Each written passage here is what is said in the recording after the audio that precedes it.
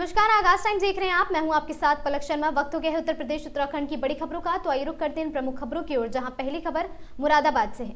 मुरादाबाद के कटघर थाना क्षेत्र अंतर्गत प्रेम मंडल लाइन स्थित कबीर नगर इलाके में एक दिल दहला देने वाली घटना सामने आई है। यहाँ 23 वर्षीय नवविवाहिता ने संदिग्ध परिस्थितियों में आत्महत्या कर ली है। जैसे ही इस घटना की खबर इलाके में फैली, पूरे मोहल्ले में अफरा तफरी और सनसनी फैल गई। लोग घरों से बाहर निकल आए और मौके पर भारी भीड़ जमा हो गई है। मृतका की पहचान सबीना उम्र 23 वर्ष के रूप में हुई है। जानकारी के मुताबिक सबीना मूल रूप से थाना डिलारी क्षेत्र के तहसील ठाकुर द्वारा अंतर्गत मुस्तफापुर की गांव की रहने वाली है। परिजनों के अनुसार सबीना की शादी महज कुछ महीने पहले 18 जून 2025 को आसिफ नाम के युवक से हुई थी। आसिफ थाना कटघर क्षेत्र के रामपुर दौराहा स्थित बरवाला का निवासी बताया जा रहा है। शादी के बाद से ही सबीना अपने ससुराल में रह रही थी। घटना की जानकारी स्थानीय लोगों द्वारा पुलिस को दे दी गई है। सूचना मिलते ही कटघर थाना पुलिस मौके पर पहुंची और पूरे क्षेत्र को घेराबंदी कर सुरक्षित किया है और साथ ही हालात की गंभीरता को देखते हुए वरिष्ठ अधिकारी मौके पर पहुंचे और पुलिस ने घटनास्थल का बारीकी से निरीक्षण किया है। फॉरेंसिक टीम ने बुलाया गया और साथ ही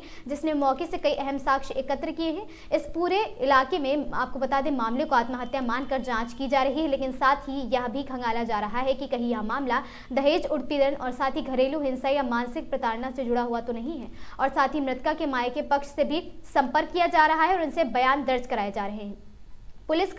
पुलिस यह जानने की भी कोशिश कर रही है कि शादी के बाद सबीना का व्यवहारिक जीवन कैसा चल रहा था। क्या वह किसी तरह के दबाव या प्रताड़ना से गुजर रही थी। घटना के बाद पुलिस ने मौके से 2 लोगों को हिरासत में ले लिया है, जिसने लगातार पूछताछ की जा रही है। आपको बता दें, पुलिस यह पता लगाने का प्रयास कर रही है कि आत्महत्या के पीछे असली वजह क्या है और इसमें किसी की भूमिका तो नहीं है। हिरासत में लिए गए लोगों से मोबाइल फोन, कॉल डिटेल और अन्य पहलुओं को लेकर भी जांच की जा रही है। फिलहाल पुलिस ने शव को कब्जे में लेकर पोस्टमार्टम के लिए जिला अस्पताल भेज दिया है।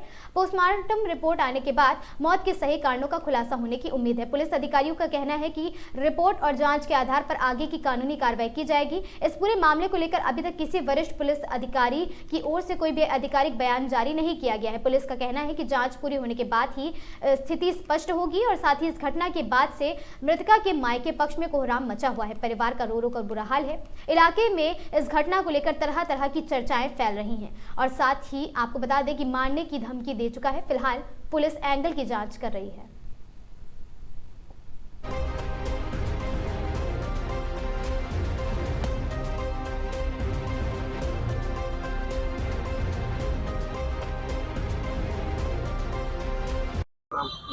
क्या नाम है आपका? हामिद हसन। आप लड़के के क्या लगते हैं? ताऊ। क्या घटना हुई थी? कब की घटना है? ये 12 तारीख रात में, मारा गया या सुसाइड किया गया? 12 की रात में। क्या हुई थी? घटना क्या है? 12 की घटना यही है, इसके ससुर ने और कोई इसके नंदोई भी आए होंगे, उन्होंने फांसी लगा के मारी है। क्या वजह रही? वजह क्या है, यही क्या, इसके खाता खुलवाने के टाइम की थी। इसके पति ने, वो सऊदी अरब में है।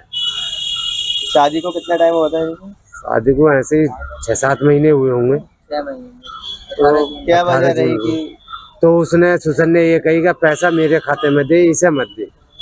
इसी में बोला चली हुई होगी। तो ये हमारी लड़की जो है, उसने अपने दामादों को साथ लेकर मार दिया। क्या नाम आपका? मोहम्मद शाकिर। क्या घटना हुई है? कौन है आप? ये हमारी भतीजी है। क्या घटना हुई है? घटना ये हुई है कि इसकी शादी बरवाले में हुई, ताज वाले मुस्तापुर से। थाना कौन सा पड़ता है? थाना डिलारी, तहसील ठाकुर द्वारा, जिला मुरादाबाद। इसका पति रहता है सऊदी अरब में। उसने खाता खोलने के लिए 2000 रुपये दिए इसको, सबीना को। इसी बीच में इनका पंगाबाजी होते रही। पंगाबाजी होने के बाद में इन्होंने कहा क्या मतलब मेरा कहना नहीं मानेगी तो मैं तुझे मार दूंगा जान से। कौन कह रहा था? ये सुसर बोला। क्या नाम है उसका? क्या नाम बोलते हैं भाई? नन्हे प्रधान बोलते हैं, नाम का तो पता नहीं क्या है। आपको क्या लगता है अब क्या है? हमें तो ये लगता है कि इन परिवार वालों ने मारा है इसे। परिवार में आपको हाँ, किसी को साथ? नंदोई भी है। सुसर जमाई नहीं है, जमाई तो अपना सऊदी अरब में रहता है। आपको किसके ऊपर शक है? किसी को शक है? हमें शक है सुसर पे किधर पे? और नंद पे, नंदोई पे। बाकी देवर भी वहीं पे ही था। आपकी ओर से कोई तहरीर दी गई है थाने में? तहरीर थाने में दी हुई, चौकी में सब। पुलिस ने क्या आश्वासन दिया है? पुलिस ने अभी कारनामा भरा हुआ है। से है, जहां संदिग्ध परिस्थितियों में युवक का शव मिलने से हड़कंप मच गया। आपको बता दें, थाना जूनाबाई क्षेत्र का पूरा मामला बीते दिन जनपद संभल थाना जूनाबाई क्षेत्र के गांव कदराबाद निवासी रविंद्र कुमार उम्र लगभग 18 वर्षीय पुत्र हरनाम सिंह बुधवार करीब रात 9 बजे से लापता था। परिवार वालों ने रात भर उसकी खोजबीन की, लेकिन कोई पता नहीं चला। जब गुरुवार सुबह किसी ने सूचना दी कि रविंद्र का शव बगिया के खेत में पड़ा हुआ है, इतना सुनते ही परिवार में कोहराम मच गया। आनंद फानन में पुलिस जनों ने तत्काल, आपको बता दें कि परिवार जनों ने पुलिस को बुलाया, डायल 112 किया, उसके बाद नंबर पर फोन किया। घटनास्थल पर TVR 112 के बाद थाना जूनाबाई पुलिस भी मौके पर पहुंच गई है। युवक का शव पेड़ के सहारे जमीन पर पड़ा मिला हुआ है और साथ ही आपको बता दें, मृतक रविंद्र के गले में फांसी जैसा फंदा दिखाई दिया, लेकिन परिवार वालों ने आरोप लगाया है कि कहा है कि पड़ोसी से पुरानी रंजिश के चलते रविंद्र की हत्या कर आत्महत्या जैसा दिखाने की कोशिश की गई है। मृतक अपने 8 भाई बहनों में सबसे छोटा था। थाना प्रभारी अखिलेश प्रधान ने शव को कब्जे में लेकर PM के लिए भेज दिया है। जब अब पोस्टमार्टम रिपोर्ट आने के बाद ही पुलिस और परिवार वाले रोते बिलखते थाना प्रभारी से न्याय की गुहार लगा रहे हैं। यह घटना हो जाने से परिवार में मातम छा गया है।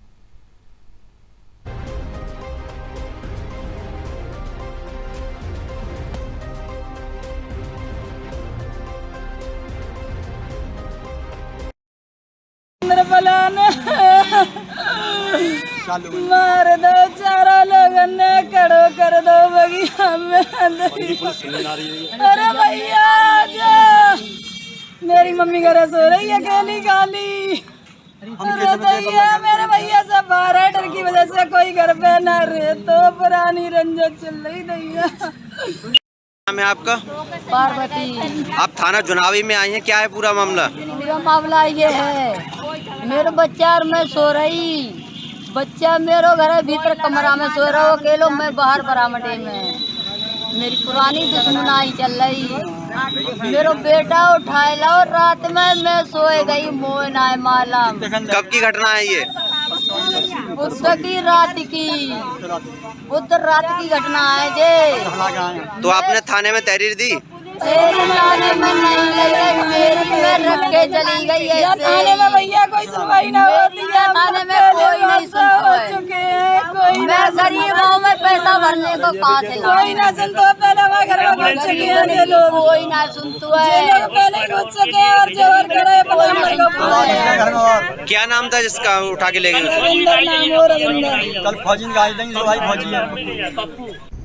महोबा के सदर तहसील से शनिवार को प्लस पोलियो अभियान को लेकर स्वास्थ्य विभाग ने जागरूकता रैली निकाली है। आपको बता दें, रैली को CMO डॉक्टर आसाराम ने हरी झंडे दिखाकर रवाना किया है। आशा कार्यकर्ता और साथ ही स्कूली बच्चों ने शहर के प्रमुख मार्गों पर लोगों से 0 से 5 वर्ष तक के बच्चों को पोलियो ड्रॉप पिलाने की अपील की है। महोबा जिले में प्लस पोलियो अभियान को सफल बनाने के उद्देश्य से शनिवार को सदर तहसील से जागरूकता रैली का आयोजन किया गया। इस रैली को मुख्य चिकित्सा अधिकारी डॉक्टर आसाराम ने हरी झंडे दिखाकर रवाना किया है। तहसील परिसर से शुरू हुई यह रैली शहर के प्रमुख मार्गों और चौराहों से होकर गुजरी है, जहां लोगों को पोलियो के प्रति जागरूक किया गया और साथ ही रैली में आशा कार्यकर्ताओं के साथ बड़ी संख्या में स्कूली बच्चे भी शामिल हुए हैं। बच्चों ने हाथों में तख्तियां और साथ ही बैनर लेकर 2 बूंद हर बार पोलियो पर जीत रहे बरकरार, बच्चों को बचाना है तो पोलियो डोज दिलाना है जैसे नारे लगाकर रैली के माध्यम से आमजन को यह संदेश दिया है कि पोलियो जैसी गंभीर बीमारी से बच्चों को बचाने के लिए समय पर पोलियो ड्रॉप बेहद पिलाना जरूरी है। और साथ ही इस मौके पर CMO डॉक्टर आसाराम ने बताया कि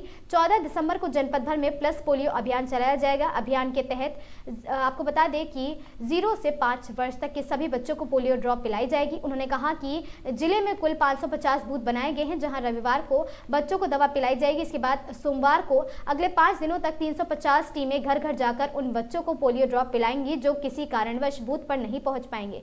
CMO ने यह भी बताया कि यदि इसके बाद भी कोई बच्चा छूट जाता है तो अगले सोमवार को पुनः घर घर जाकर उसे पोलियो ड्रॉप पिलाई जाएगी।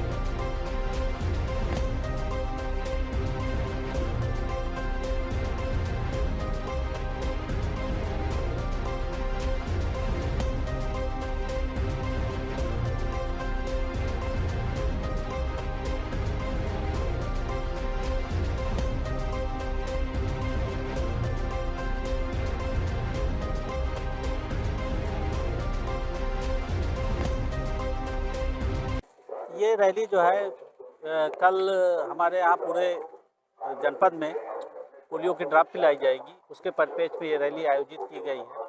और ये पोलियो ड्रॉप जो है पिछले वर्ष 8 दिसंबर को अभियान चला था और इस बार जो है यहाँ पर 14 दिसंबर से ये अभियान चलेगा।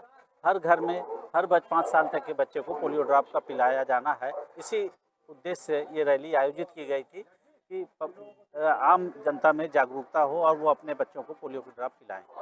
सर, कितनी जरूरी है ये दवाई? ये हर बच्चे के लिए पोलियो ड्रॉप बहुत ज़रूरी है, क्योंकि जो पोलियो बच्चों को होता है इससे रोकने के लिए अगर हम बच्चे को जन्म से लेकर के 5 साल की उम्र तक ड्रॉप पिलाते रहें नियमित रूप से, तो शायद उसको पोलियो नहीं होगा।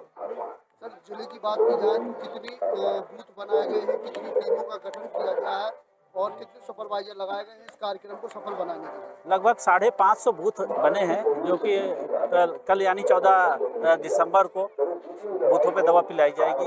इसी तरह सोमवार से 5 दिनों तक हमारी लगभग 350 टीमें हैं जो घर घर जा कर के जो छोटे बच्चे हैं उनको दवा पिलाएंगे। इसके बाद भी अगर कोई बच्चा छूट गया है तो वो अगले सोमवार को पुनः घर घर जाके टीमें जाएंगी और उनको दवा पिलाएंगी।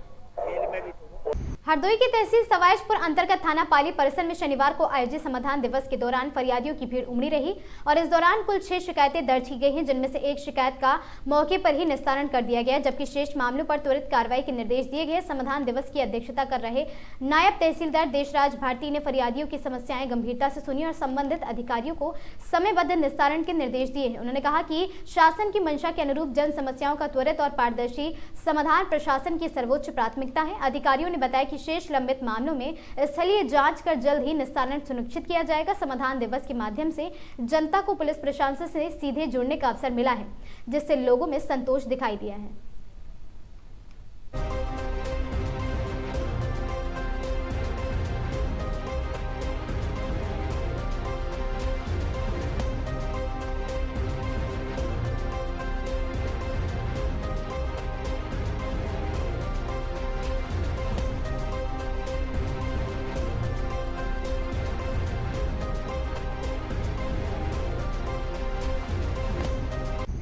खबर सोनभद्र से है, जहां प्लस पोलियो अभियान 14 दिसंबर से चलाने की घोषणा है। 0 से लेकर 5 साल तक के बच्चों को पोलियो की 2 बूंद पिलवाई जाएगी और साथ ही अभियान के तहत 3.13 लाख बच्चों को दवा पिलाने का लक्ष्य रखा गया है। आपको बता दें, अभियान की शुरुआत से पहले मुख्य चिकित्सा अधिकारी कार्यालय से जागरूकता रैली निकाली जाएगी। मुख्य विकास अधिकारी CDO जागृति अवस्थी और मुख्य चिकित्सा अधिकारी CMO डॉक्टर पंकज कुमार राय ने रैली को हरी झंडी दिखाकर किया रवाना।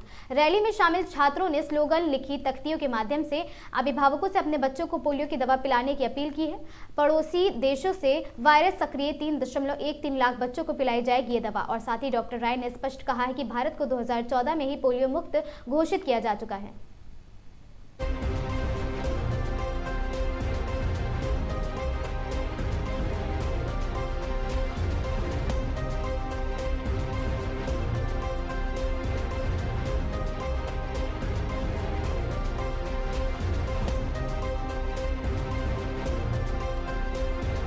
है पूरा मामला और किस प्रकार से पोलियो का अभियान चलेगा?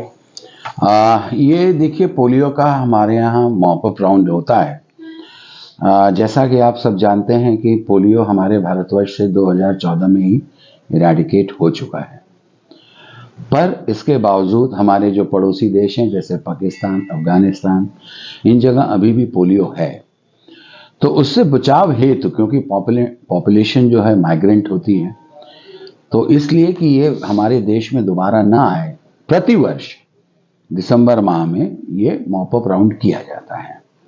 तो इसीलिए यहाँ भी हुआ है। अभी आज CDO मैडम में आपने देखा, जागृति अवस्थी जी ने झंडी दिखा के पोलियो रैली को आज रवाना किया है। कल हमारा बूथ पे बच्चों को दवा पिलाई जाएगी। हमारे सोनभद्र की जो पॉपुलेशन है वो करीबन 22,38,671 है, जिसमें कि 3,13,654 बच्चे हैं जिनको कि ये दवा पिलाई जानी है। इसके सापेक्ष में हमारे सोनभद्र में टोटल नंबर ऑफ बूथ्स बनाए गए हैं 1094, और जो हाउस टू हाउस टीम्स हैं, अब 1094 जो ये बूथ हैं, इस पे कल बच्चों को दवा पिलाई जाएगी। उसके बाद है क्या कि हो सकता है कि सारे बच्चे बूथ पे ना आए, तो इसके लिए फिर हमारी house to house survey teams बनाई गई हैं, जिनकी संख्या 699 है, जो कि 15, 16, 17 माने 3 से 4 दिवसों में वो घर घर जाएंगी, सर्वे करेंगी, देखेंगी कि कितनी टीमें हैं, कितने बच्चे हैं जो छूट गए, और जो बच्चे छूट गए उनको दवा पिलाई जाएगी। ट्रांजिट टीम्स भी बनाई गई हैं सर्वे के लिए, जो कि जिनकी संख्या 33 है। मोबाइल टीम्स हैं जिनकी संख्या 7 है। टारगेट हाउसेज हमारे जो हैं वो 3,72,886 हैं। तो इस तरह ये पूरा कार्यक्रम संचालित किया जाएगा और बूथ पे पिलाया जाएगा। जो बच्चे छूट जाएंगे उनको घर घर जाके सर्वे करके खोज के उनको भी दवा पिलाई जाएगी। कल से ये शुरुआत होकर 19 तारीख तक चलेगा। 19 क्या, उसके बाद रिपोर्टिंग है, फिर सर्वेलेंस है, पर मेन आप कल से लेके 19 तक आप इसको समझ लें। खबर उन्नाव से है, जहां विशेष संक्षिप्त पुनरीक्षण आपको बता दें, स्पेशल समरी रिवीजन को लेकर माननीय निर्वाचन आयोग के निर्देश के अनुपालन में जिले भर में व्यापक स्तर पर कार्रवाई की गई है। आयोग के निर्देशानुसार 12 तारीख को सभी मतदान केंद्रों पर बूथ लेवल अधिकारी और साथ ही booth level agent BLO BLA के साथ बैठक आयोजित की गई। इन बैठकों में ASD एब्सेंट शिफ्टेड डेड सूची साझा की गई है, जिसमें अनुपस्थित मृतक और साथ ही स्थानांतरित, पहले से अन्यत्र नामांकित और साथ ही अथवा अन्य श्रेणी में आने वाले मतदाताओं का विवरण शामिल है। बता दें कि इसी क्रम में जिन बूथों पर किसी कारणवश एजेंट अनुपस्थित रहे थे, वहां आज सभी मान्यता प्राप्त राजनीतिक दलों के प्रतिनिधियों के साथ बैठक की गई है। बैठक में सभी दलों के प्रतिनिधि उपस्थित रहे हैं और उन ASD सूची की हार्ड कॉपी व स्पष्ट कॉपी उपलब्ध कराई गई है। साथ ही अभियान के दौरान सामने आई व्यवहारिक समस्याओं और साथ ही बिंदुओं की भी उनको साझा किया गया है। राजनीतिक दलों के प्रतिनिधि ने यह भी आग्रह किया है कि ASD सूची वर्तमान में अंग्रेजी भाषा में अपलोड है, जिससे कई लोगों को समझने की कठिनाई हो रही है। इस पर प्रशासन ने स्पष्ट किया है कि सूची को हिंदी में उपलब्ध कराने के लिए माननीय निर्वाचन आयोग से पत्राचार किया जाए, ताकि आम मतदाताओं और एजेंटों को किसी प्रकार की असुविधा न हो। अधिकारियों ने के अनुसार वर्तमान में जिले की ASD सूची में कुल 4,05,542 मतदाता चिन्हित है। हालांकि आयोग द्वारा समय सीमा बढ़ाए जाने के बाद सत्यापन प्रक्रिया पूरा होने पर यह संख्या घटने की संभावना जताई जा रही है और साथ ही सूची उपलब्ध कराने का मुख्य उद्देश्य है कि राजनीतिक दल अपने स्तर से भी मिलान कर सकें और यदि किसी पात्र मतदाता का नाम गलत रूप से ASD सूची में शामिल है तो उसे जागरूक कर सूची को अपडेट कराया जा सके। जिन मतदाताओं का डेटा उपलब्ध है और रहा है उनकी पुनः मैपिंग कर नाम शुद्ध किए जाएंगे और अंतिम प्रकाशन में उनका नाम मतदाता सूची में शामिल किया जाएगा, जिनमें कुल मतदाता की संख्या 23,25,053 है, जिनमें से अब तक 5,04,000 आपको बता दें 4,05,542 मतदाता हटाए गए हैं। विधानसभा वाइज स्थिति देखें तो ये सबसे अधिक कटौती उन्नाव सदर विधानसभा में 25.76% रही है। इसके अलावा बांगरमऊ में 15%, सफीपुर में 14.76% और साथ ही मोहन में आपको बता दें 14.96% मोहान में हुई है। भगवंत नगर में 16.73% हुई है और साथ ही ऐसे ही यहाँ पर कटौती की गई है। प्रशासन ने सभी के सहयोग की अपील करते हुए कहा कि निष्पक्ष और शुद्ध मतदाता सूची की ही सही लोकतंत्र की मजबूती की आधारशिला होगी।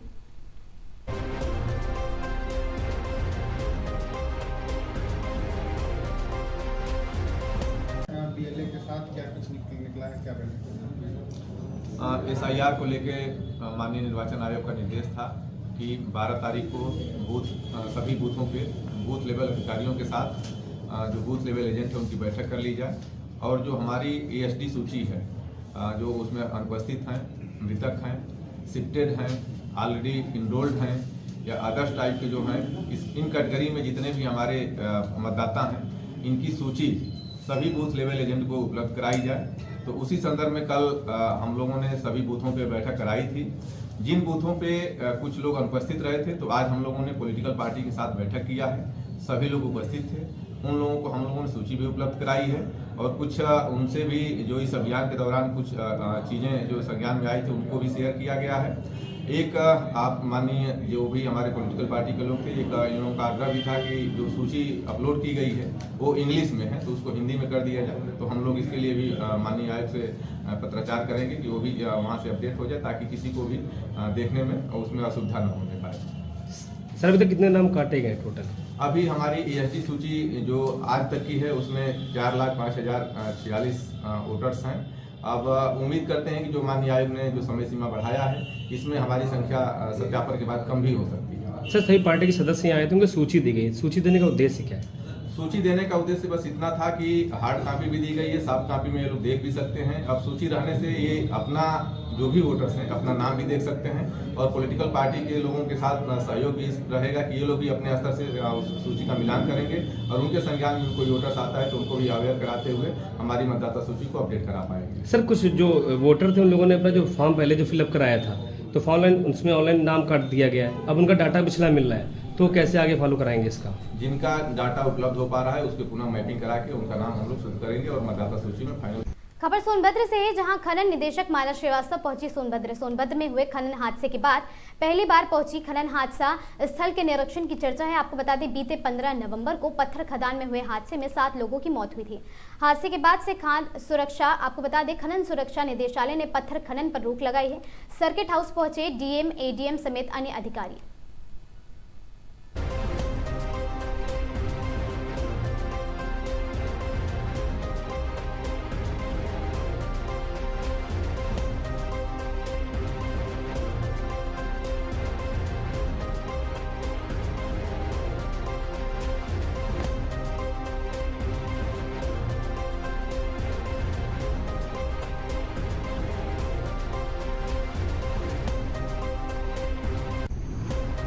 हरिद्वार के हर की पौड़ी माया देवी मंदिर और मनसा देवी जैसे प्रमुख धार्मिक स्थलों से मात्र आधे किलोमीटर की दूरी पर बनी अवैध दरगाह पर बड़ी कार्रवाई। राजाजी नेशनल पार्क की लगभग 5 बीघा संरक्षित वन भूमि पर खड़ी आपको बता दें हजरत सैयद सुल्तान शाह दरगाह पर विभाग ने नोटिस चस्पा किया है। वन विभाग की सख्त चेतावनी, यदि किसी के पास भूमि पर स्वामित्व अधिकार या निर्माण से जुड़े वैध दस्तावेज है तो 15 दिनों के भीतर प्रमाण सहित हरिद्वार रेंज कार्यालय में अनिवार्य रूप से पेश करें। और साथ ही आपको बता दें राजाजी टाइगर रिजर्व क्षेत्र में लगातार चिन्हित किए जा रहे अवैध कब्जों पर कड़ी नगर और धार्मिक ढांचों के नाम पर वन भूमि पर अतिक्रमण अब नहीं चलेगा। मुख्यमंत्री पुष्कर सिंह धामी को 2 टूक संदेश। उत्तराखंड में लैंड जिहाद और साथ ही अवैध कब्जों पर जीरो टॉलरेंस कानून के रास्ते में आने वालों पर होगी सख्त कार्रवाई।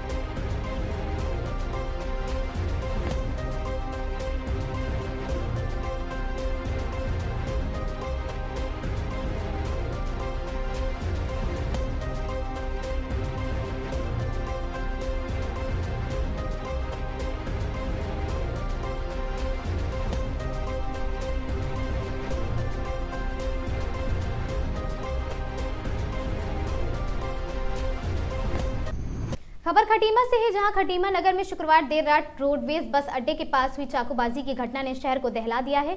पुरानी रंजिश में हुए इस खूनी विवाद में आश्रम पद्वती विद्यालय के पीछे निवास करने वाले तुषार शर्मा आयु 24 वर्षीय की मौत हो गई है, जबकि पकड़िया निवासी सलमान और वाल्मीकि बस्ती निवासी अभय गंभीर रूप से घायल हो गए हैं। आपको बता दें सलमान की हालत गंभीर बताई जा रही है। प्राप्त जानकारी के अनुसार बीती शुक्रवार की रात लगभग 9:30 बजे के समय तुषार, सलमान और अभय बस अड्डे के समीप स्थित एक चाय की दुकान पर खड़े थे। इसी दौरान आपको बता दें गोटिया इस्लाम नगर से आए कुछ युवकों के समूह ने उसके साथ उनकी कहासुनी हो गई। बताया जा रहा है कि दोनों पक्षों के बीच पुरानी रंजिश चल रही थी। कहासुनी देखते ही देखते मारपीट और फिर चाकूबाजी में तब्दील हो गई। विवाद बढ़ने पर हमलावरों ने तीनों पर ताबड़तोड़ चाकू से प्रहार कर दिया है। हमले में तुषार गंभीर रूप से घायल हो गया है और साथ ही आपको बता दें कि सलमान व अभय को भी गंभीर चोटें आई हैं, जिसके बाद उसे हायर सेंटर रेफर कर दिया गया। वहीं इस घटना का वीडियो क्लिप भी सोशल मीडिया पर तेजी से वायरल हो रहा है, जिसमें कुछ युवकों के द्वारा मृतक तुषार एवं उसके साथियों पर धारदार हथियारों से हमला करते हुए और घटना को साफ साफ देखा जा सकता है। इस घटना में अपनी जान गंवाने वाले तुषार की 1.5-2 वर्ष पूर्व भी शादी हुई थी और साथ ही वह एक ट्रांसपोर्ट कंपनी में कार्यरत था। उसके पिता मनोज शर्मा कैंची चाकू पर धार लगाने का काम करते हैं। अचानक हुई इस घटना ने पूरे परिवार में कोहराम डाल दिया है और साथ ही इस घटना के बारे में जानकारी देते हुए खटीमा के पुलिस क्षेत्र अधिकारी विमल रावल ने बताया कि घटना की गहनता से जांच की जा रही है और जल्द घटना के लिए जिम्मेदार अपराधी पुलिस की गिरफ्त में होंगे और साथ ही इस कार्य के लिए टीम गठित कर कार्रवाई शुरू की जा चुकी है।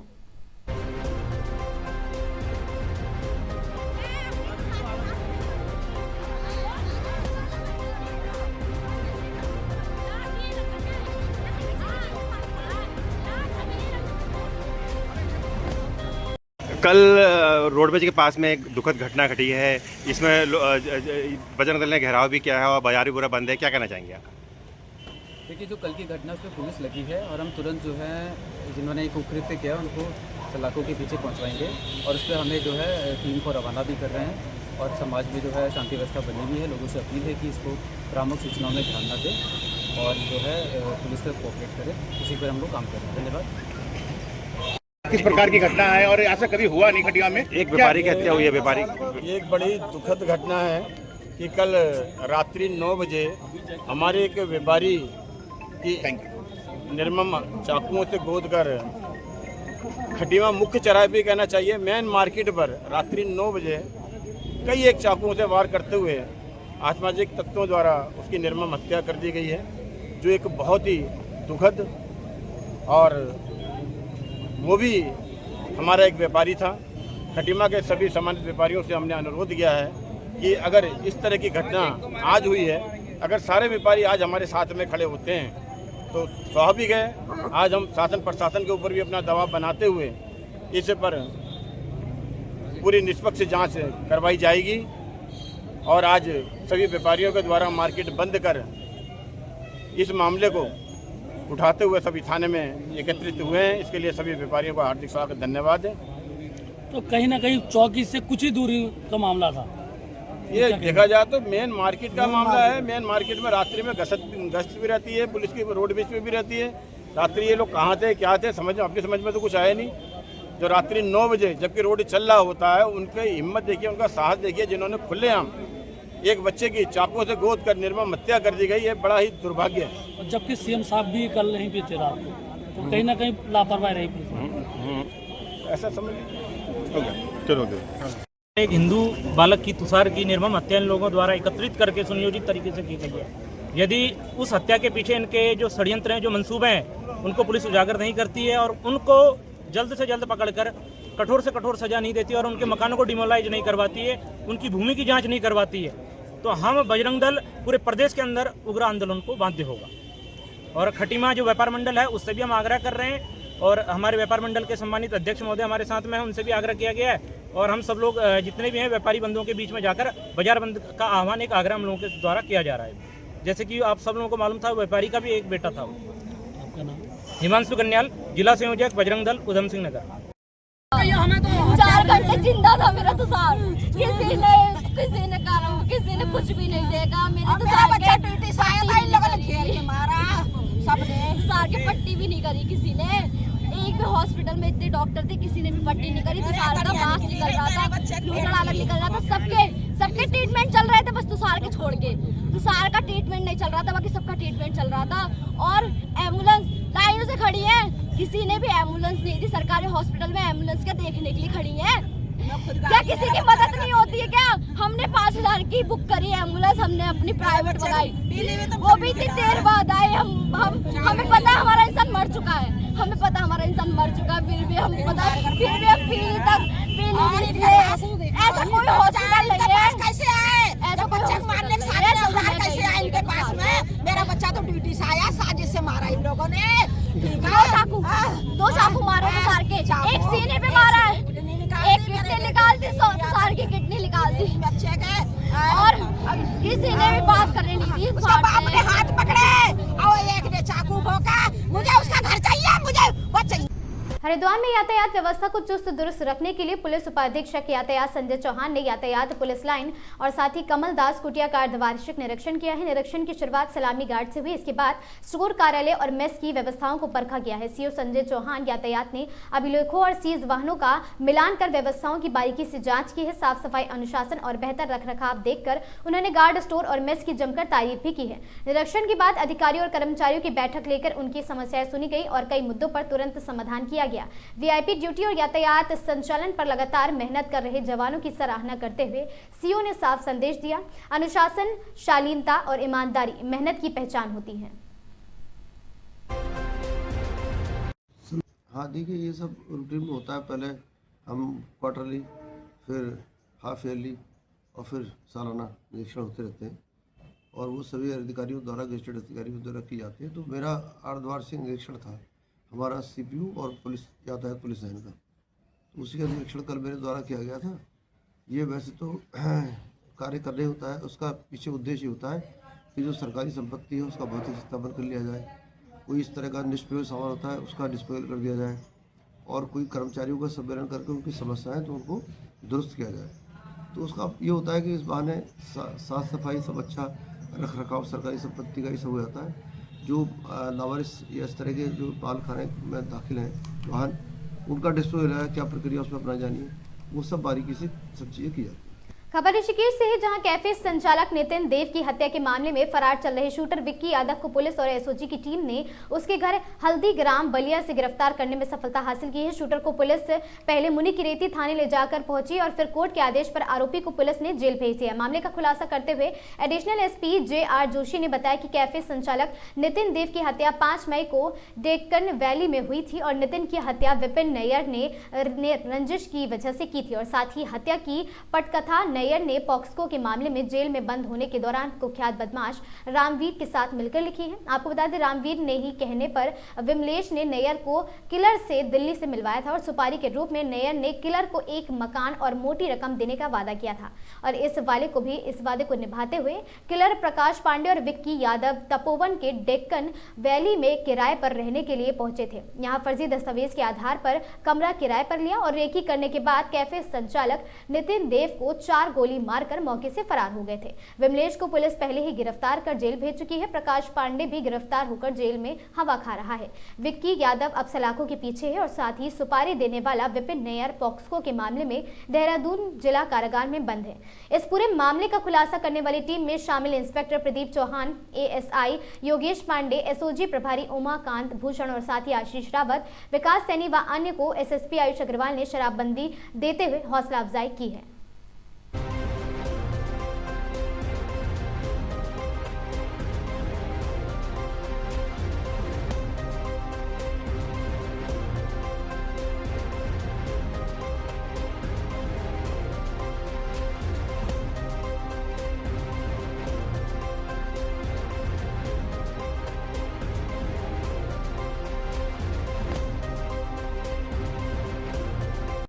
ये 7 दिसंबर से मुख्यालय द्वारा वांटेड अपराधियों के गिरफ्तारी हेतु अभियान चलाया गया है। तो हमारे टिहरी जनपद से 11 वांटेड अपराधी थे, इनमें से 9 की अरेस्टिंग हो चुकी है। इसमें से एक जो मुख्य जो हमारा 50,000 का इनामी था, वो कल जो हमारी टीम द्वारा बलिया यूपी से गिरफ्तार किया गया। ये विक्की यादव नाम का ये अपराधी है, जो कि हमारा तपोवन क्षेत्र में 7 मई 2025 को एक मर्डर के मामले में वांटेड चल रहा था। इसमें 5 अभियुक्तों का नाम प्रकाश में आया था, जिसमें से 4 की गिरफ्तारी हो चुकी थी और जो इसका मुख्य जो हमारा जो 50,000 का इनामी है, उसके कल हमारी टीम द्वारा जो इसकी गिरफ्तारी हुई है। और इसमें हमारी टीम के लिए SSP सर महोदय के द्वारा और IG महोदय के द्वारा जो इसमें 20,000 और 50,000 के इनाम की भी घोषणा की गई। खबर हरिद्वार से है, जहां CM पुष्कर सिंह धामी के आदेश पर इन दिनों जनपद हरिद्वार में सरकारी जमीनों पर हुए कब्जे को हटाने की प्रक्रिया तेज जारी है। आपको बता दें, शनिवार को भी यहां श्यामपुर कांगड़ी में 10 बीघा सरकारी जमीन अतिक्रमण मुक्त कराई गई थी। DM मयूर दीक्षित ने बीते दिनों ग्राम समाज की जमीन पर अतिक्रमण हटाने के निर्देश दिए थे, जिसके बाद भारी पुलिस बल की मौजूदगी में यहाँ पीला पंजा चला और पूरी जमीन को अतिक्रमण हटाया गया। और साथ ही DM के अनुसार कार्रवाई आगे भी जारी रहेगी, लोग सरकारी जमीन पर अतिक्रमण न करें।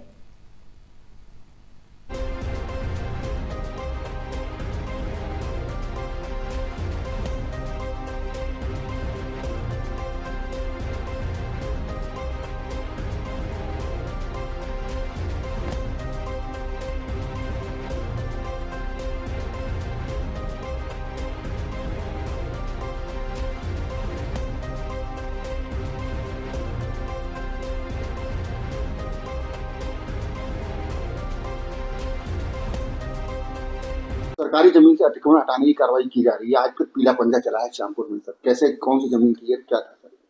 देखिए, लगातार माननीय मुख्यमंत्री जी के निर्देश के क्रम में हम लोग सरकारी भूमि पर जो अतिक्रमण हो रखे हैं उसको चिन्हित करके उसको नियमानुसार हटा रहे हैं। इसी क्रम में आज एक बड़ी कार्रवाई की गई है, जिसमें श्यामपुर कांगड़ी में करीबन 10 बीघे से अधिक सरकारी जमीन पर अतिक्रमण किया हुआ था। कुछ स्ट्रक्चर्स थे और अवैध रूप से उस पर खेती आदि का काम कर रहे थे, वो सरकारी ज़मीन थी। उस पर विधिक कार्रवाई करते हुए आज एसडीएम हरिद्वार की निगरानी में इस अतिक्रमण को हटाया गया है। इसके अतिरिक्त अन्य तहसीलों में भी अतिक्रमण हटाने की कार्रवाई लगातार जारी है और साथ ही मेला भूमि जो है उस पर भी सिंचाई विभाग के साथ कोऑर्डिनेट करके अतिक्रमण हटाया जा रहा है। आने वाले समय में और भी बड़ी कार्रवाई की जाएगी। मेला भी करेंगे लोगों से। देखिए अभी क्योंकि कुंभ मेला 2027 में होना है, उसकी वजह से जितनी भी हमारी मेला भूमि है उसको अतिक्रमण मुक्त कराया जाना बहुत जरूरी है। कल हमारे द्वारा भी जगह जगह निरीक्षण किया गया था, कुछ अतिक्रमण हमने चिन्हित करे हैं जहाँ पर मेले के टाइम पे वहाँ पे कई स्टैब्लिशमेंट्स बनाए जाते हैं, कई जगह कैंप्स लगाए जाते हैं और उनको अतिक्रमण मुक्त कराया जाना बहुत आवश्यक है। मैं सभी से अनुरोध करूंगा कि मेला भूमि पर किसी प्रकार का अतिक्रमण न करें, गंदगी न फैलाएं और उसको इस कार्रवाई में हमें जिला प्रशासन का सहयोग करें। खबर बलिया के रतसर से है, जहां प्रदेश सरकार द्वारा जनता के लिए लगाए गए विद्युत बिल राहत योजना के तहत शनिवार को धनौती गांव में शिविर आयोजित की गई है। शिविर में योजना का लाभ लेने के लिए 62 उपभोक्ताओं ने पंजीकरण कराया है। साथ ही बकायेदारों से 2,27,000 रुपए राजस्व के रूप में जमा कराया गया। आपको बता दें, विद्युत उपखंड अधिकारी विजय बहादुर यादव व अवर अभियंता कैलाश राव के नेतृत्व में शिविर का आयोजन किया गया था। अवर अभियंता कैलाश राव ने बताया कि इस कैंप का मुख्य उद्देश्य क्षेत्र के उपभोक्ताओं को उनके लंबित बिजली बिलों के भुगतान में राहत प्रदान करना था। योजना के तहत विद्युत विभाग में बकाया बिलों पर 100% ब्याज माफ कराने और साथ ही मूलधन में 25% की कटौती करने की पेशकश थी और साथ ही इस पहल से लंबे समय से बकाया बिलों के कारण समस्याओं का सामना कर रहे उपभोक्ताओं को राहत मिलने की उम्मीद है। अवर अभियंता ने जनता को संदेश दिया है कि सभी उपभोक्ता कैंप में पहुंचकर इस योजना का लाभ उठाएं। वहीं इसके अतिरिक्त जन सेवा केंद्र पर भी पंजीकरण एवं भुगतान की सुविधा उपलब्ध है। इस अवसर पर दिग्विजय प्रजापति और साथ ही अंकुर दद्दन, धर्मेंद्र, ब्रजेश, प्रभाकर और साथ ही अब्दुल, श्रीनिवास, निर्भय, जितेंद्र, आकाश, चिंतामणि, भोला, कृष्णानंद, देवेंद्र, भोला, विनय, विजय सहित अन्य कर्मचारी वहां पर मौजूद रहे।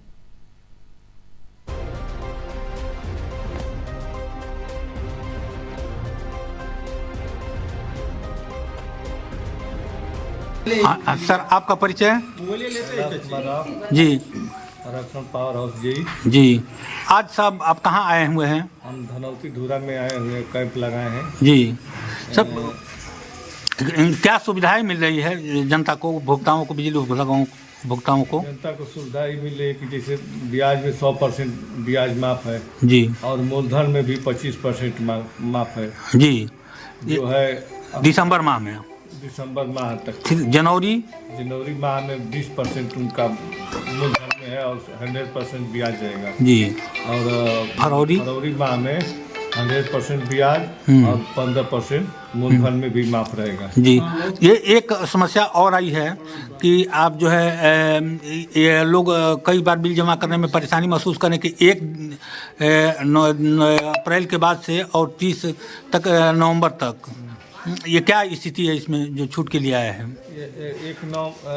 1 अप्रैल 2000 से 11 अप्रैल से जो बिल जमा कर दिए, एक बार भी बिल जमा कर दिए हैं, उसका भी इस योजना के छूट के लाभ के लेने के लिए उन लोग का भी सुविधा मैंने विभाग द्वारा, ऊर्जा मंत्री द्वारा उसको भी ऐड किया जा रहा है कि उसको भी छूट का लाभ हो पाए। लोगों से आप अपील क्या करना चाहेंगे? और लोगों से अपील से कि इस लाभ का छूट का लाभ लेकर अधिक से अधिक इसे अपना कर्ज से, बिजली कर्ज से मुक्त हो जाएंगे जी।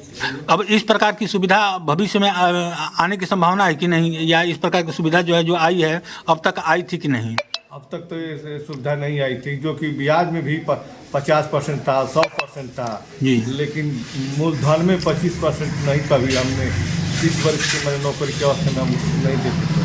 सर एक चीज़ और हम जानना चाहते हैं कि जैसे किसी के पास पूरा जमा करने के लिए नहीं है तो वो अपना किस्त के रूप में कैसे क्या कर सकता है? उसका किस्त के रूप में मैंने 700 रुपया उसका है हर माह जी, 750 हर माह अपना जमा कर सकता है बिजली बिल के साथ। बिजली बिल के साथ करके अपना किस्त बनवा करके वो जमा कर सकता है। जी सर, लोगों से अपील कहेंगे कि इस योजना का लाभ अधिक से अधिक लें जी। हम ये भी चाहेंगे जनता से कि उपभोक्ता अपने से कि छूट का लाभ एक ही बेर में लें तो उनको बहुत बढ़िया बेनिफिट मिलेगा। सब ये कैंप डेली लग रहा है क्षेत्र में? पहली से लेके 30 दिन में लगातार लगेगा। ये वहाँ फीडर पर भी व्यवस्था है? फीडर भी CSC है और विभाग आगे चल रही है। धन्यवाद। उत्तर प्रदेश उत्तराखंड की इन तमाम खबरों में आज के लिए बस इतना ही। ऐसी खबरों से लगातार जुड़े रहने के लिए बने रहें हमारे साथ और देखते रहें आगाज टाइम्स।